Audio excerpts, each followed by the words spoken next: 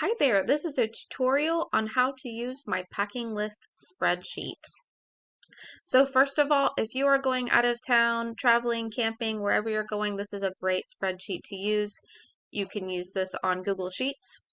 So this is how to use it. So first of all, the today's date is going to be at the top. This is automatically populated. You do not have to change it.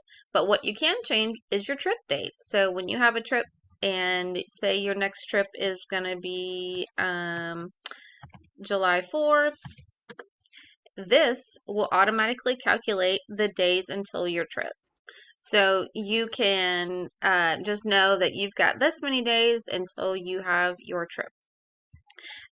So let's start on the left. You've got categories. These categories are totally editable and changeable to whatever you want. So if you're going on a camping trip, if you're going to Italy, whatever you want, you can change these categories. There's 12 categories set up. So say you wanted to change this first category and make it camping clothing, you could. So this shows you the percentage of how much you have packed so far. So you're 43% of the way there. On the left here, this is a number one, and then this will actually take you to each one of the sections so you don't have to scroll all the way to the right to get to your sections. You can actually click on the section and it'll take you straight there. So your little box will bring you straight there. We'll show you that a little bit more when we get down to the right. Okay, so if we've got camping clothing, this is everything that you need to pack. So as you write everything down, so then say you're going to write t-shirts, and then you're going to need 5, and then whether or not you've packed them, you just check them off. You just click your box there, and it will automatically bring everything up, highlight it, the color, and check the box. So if you don't want those checked, you can just uncheck those as you're packing and unpacking. And then you've got categories here. Don't change the category name here. So this is important because it would mess everything up. So as we scroll over to the right, you can see the categories. We've got shoes, medication, documentation, child. If you want to name them, there's certain names you can to make sure that they have what they need. This is one for camping gear, dog supplies, and another one for food. And again, this is totally customizable. So I just kind of made this somewhat of a camping trip packing list, but really, if you're going somewhere else and you want to do something completely different, you're welcome to. So if you're going to go to Disney, and you're driving, then you may not need dog supplies. You might need baby supplies. And then you might need something else. So change this however you want to completely. It's up to you. Now the cool thing is when you change this category here on the left, this really pretty chart will change as well. So as I change baby supplies and food, this changed. So this will tell you what percent of the way packed you are, and that really is however many check boxes you have checked off. So if you check off all your boxes, then it'll go all the way up to 100%.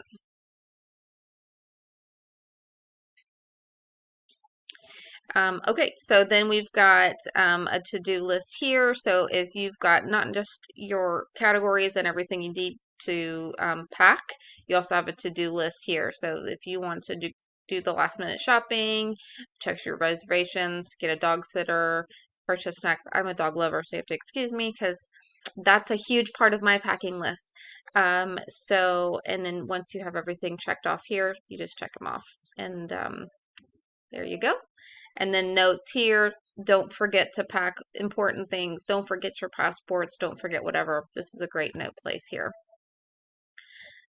So I believe that's it. Oh, let me show you one more thing. So if you wanted to go all the way to the right to the food, you're just going to click the number here and then click it here and it'll bring you all the way to the right for you.